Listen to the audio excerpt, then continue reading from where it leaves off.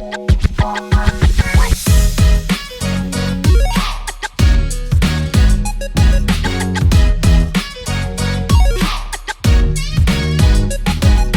right, guys, it's go time, baby.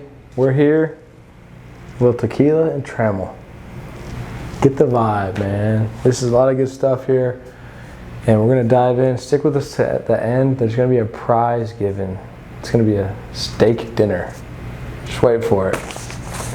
All right, here we go. This is from Mike Polacek. Strategy. Inflexibility in site plan design.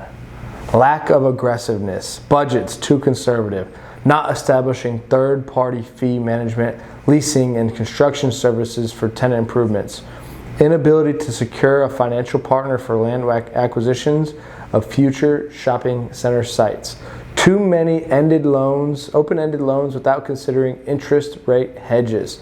Not coming to closure on final site plans during option periods. So we're just jumping in right here, guys. We're just jumping into the advice, into the actual message.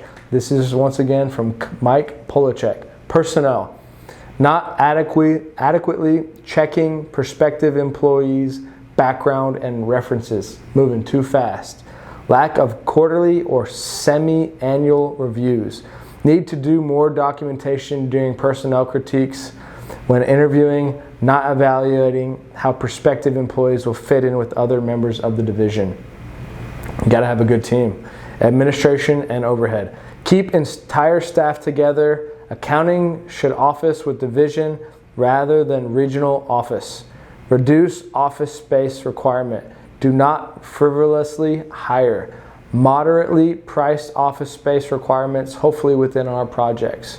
Increase fee management business. They continuously talk about this. Increase the fee management business. Other aspects. Create the moat around your business so where you're not reliable on one aspect. At TRE, we got construction, we got management, we got the brokerage, we got the fund, we buy real estate. We help people get more out of real estate for themselves. We continue to try and increase the moat and the offense and defense as messaged before in one of the messages. Offense and defense. Stick around for the long run.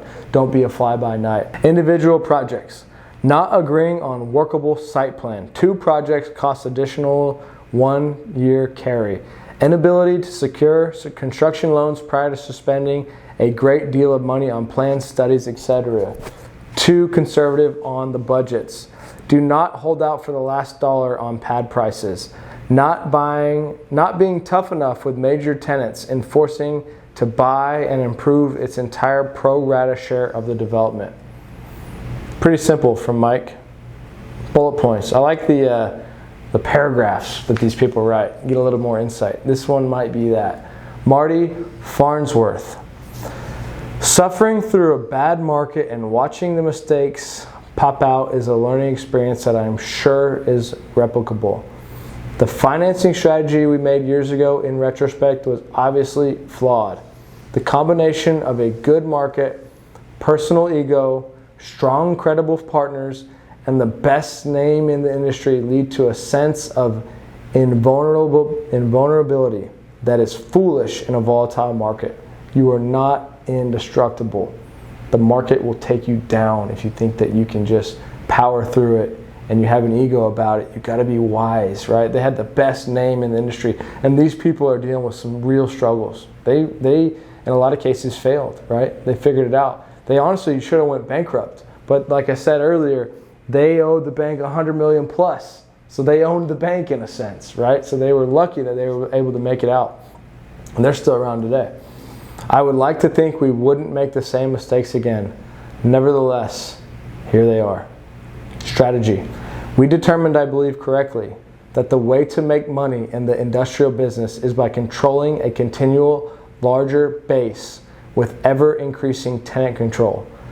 By and large, we developed good projects, good locations, with a broad market coverage.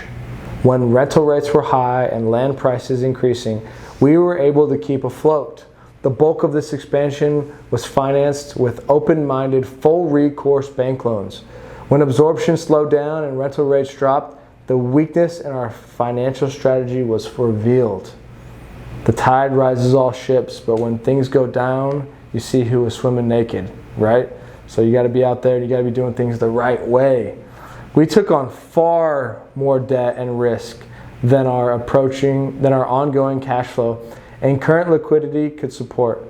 We should have patiently and assiduously courted joint venture partners, once again, to build the tenant base and then use our own resources to skim off the cream. Personnel.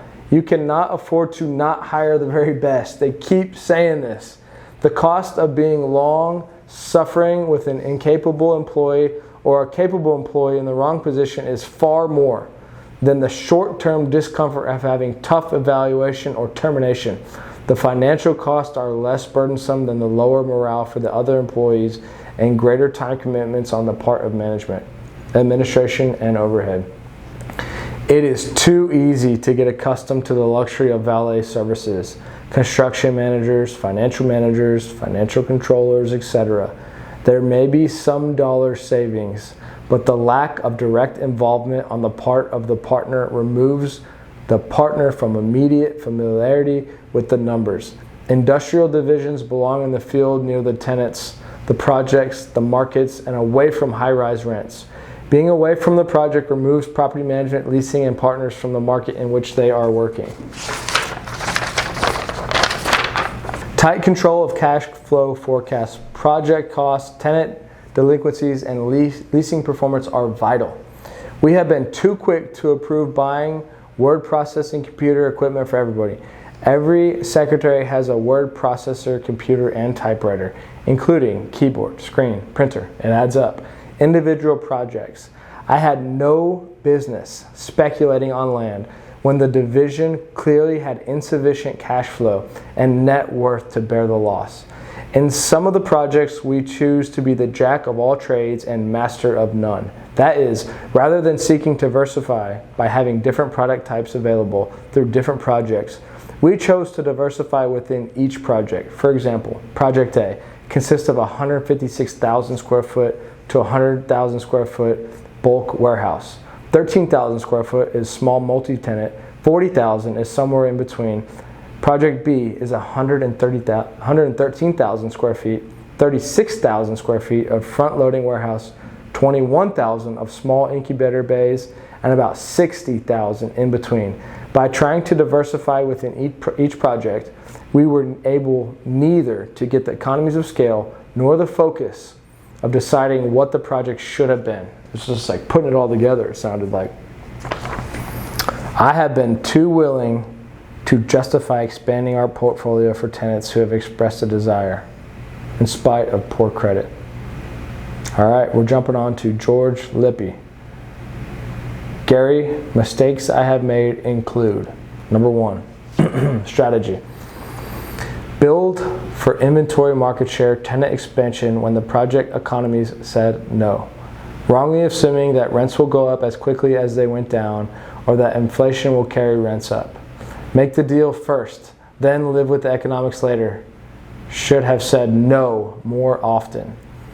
Tried to hold on to premium rents too long while the general market was leading with concessions. Did not communicate to institutions and other investors how bad of shape our market was in until it was too late. Could have gotten help earlier and probably preserved a better relationship. Should have gotten into third-party management earlier while fees were higher and more plums available. Should have sold more buildings on a regular basis. Should have sold land. Should have a war chest of cash. Call it Warren Buffett. Should have been better, more capable buyer of property. Should have done fewer 3-year deals and more 5 to 7 years in office and R&D buildings in particular. Should have started renewal discussions 18 months prior to lease expiration. Should have stroked broker more. Personnel. Should have hired, trained, higher quality property management people, well-rounded businessmen. Should have moved accounting to the field with partner oversight earlier. Should have developed more bench strength across the board. Bench strength, you hear it again. Should have done more formal business plans and evaluations sooner to communicate the button-down hatches strategy to everyone.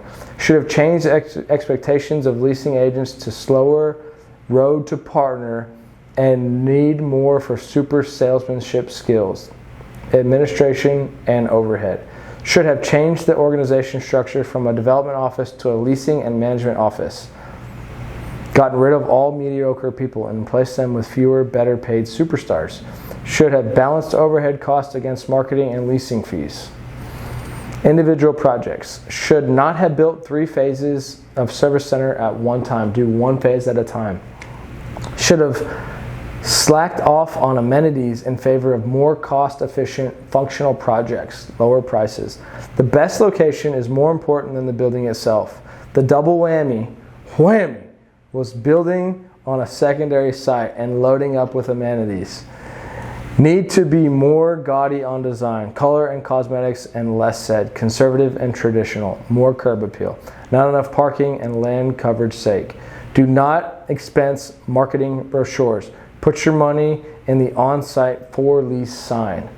Don't build an industrial park across from a federally subsidized HUD apartment. Security problems. Gary, these are the only ones I admit to. These are only the ones I admit to. Interesting. Okay, we're going to go to Barry Henry next episode. So stick with us, guys. All right, here's the challenge for the steak dinner. It could be home cooked, or I'll take you out, whatever place you want. Go get a steak dinner. Got to get it medium rare though. So, what I want to challenge you guys on, and it's somewhat related to this, but not 100%. It's based on TRE. Who can list out our core values and our core vision? They're there to be found. If you can list them out and you comment them on our TikTok and Instagram and put steak dinner after that, it's on me. So thank you guys again for tuning in. Next up is Barry Henry. Learn these lessons well and keep getting after it. Stay entrepreneurial.